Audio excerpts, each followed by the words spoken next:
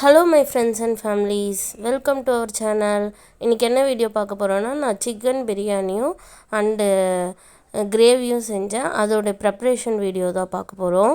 வீடியோக்குள்ளே போகிறதுக்கு முன்னாடி இப்போ தான் நம்ம சேனலை ஃபஸ்ட் டைம் பார்க்குறீங்கன்னா மறக்காமல் நம்ம சேனலை சப்ஸ்கிரைப் பண்ணுங்கள். அப்படியே பக்கத்தில் இருக்க பெல் ஐக்கானும் கிளிக் பண்ணுங்கள். அப்படின்னா தான் நான் போடுற வீடியோ நோட்டிஃபிகேஷனாக வரும்.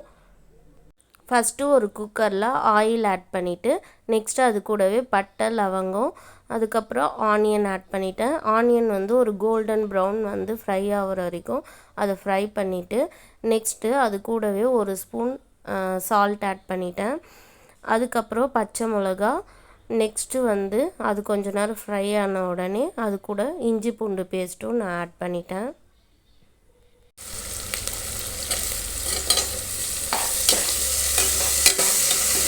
நெக்ஸ்ட்டு ஆனியன் நல்லா ஃப்ரை ஆன உடனே அது கூட டொமேட்டோ ஆட் பண்ணிட்டேன். டொமேட்டோ ஆட் பண்ணிவிட்டு அது கொஞ்ச நேரம் நல்லா டீப் ஃப்ரை ஆன உடனே அது கூட வந்து நான் லெக் பீஸ் வந்து ஆட் பண்ணிட்டேன்.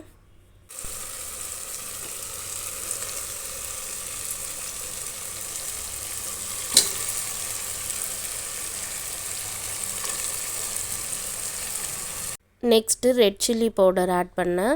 ரெட் சில்லி பவுடர் ஆட் பண்ணிவிட்டு கொஞ்ச நேரம் பொறுத்து புதினா ஆட் பண்ணிட்டேன். நெக்ஸ்ட்டு பிரியாணி செய்கிறதுக்கு தேவையான தண்ணி வந்து ஆட் பண்ணேன்.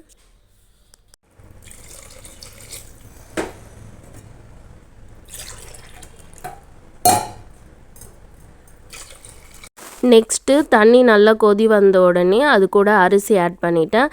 அரிசி ஆட் பண்ணிவிட்டு ஃபைனல் டச்சாக ஒரு ஸ்பூன் நெய் ஆட் பண்ணி குக்கரை க்ளோஸ் பண்ணிட்டேன். நெக்ஸ்ட்டு கிரேவிக்கான ப்ரிப்ரேஷன் பார்த்திங்கன்னா ஃபஸ்ட்டு ஆயில் ஆட் பண்ணிவிட்டு அது கூடவே பட்டை லவங்கம் ஆனியன் ஆட் பண்ணிட்டேன். நெக்ஸ்ட்டு ஒரு ஸ்பூன் சால்ட்டு, அப்புறம் ஒரு பிஞ்ச் வந்து மஞ்சத்தூள், ரெட் சில்லி பவுடர், அது கூடவே இஞ்சி பூண்டு பேஸ்ட்டும் ஆட் பண்ணி அதை நல்லா ஃப்ரை பண்ணிட்ட பிறகு அது கூட சிக்கன் பீஸ் ஆட் பண்ணிட்டேன். சிக்கன் நல்லா ஃப்ரை ஆன உடனே அது கூட நான் வந்து டொமேட்டோ ஆட் பண்ணேன்.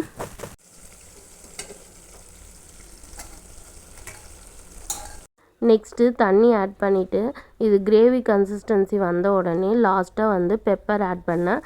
அதுக்கப்புறம் கொத்தமல்லி இலையும் ஆட் பண்ணி கிரேவி வந்து ஃபினிஷ்ட் ஆகிடுச்சு. அதுக்கப்புறம் பிரியாணியும் ரெடி ஆகிடுச்சு. Leg piece biryani with chicken gravy and கத்திரிக்காய் தொக்கும் நான் செஞ்சுருந்தேன். அன்றைக்கி லஞ்சு சூப்பராக இருந்துச்சு. இந்த வீடியோ உங்களுக்கு பிடிச்சிருக்குன்னு நினைக்கிறேன்.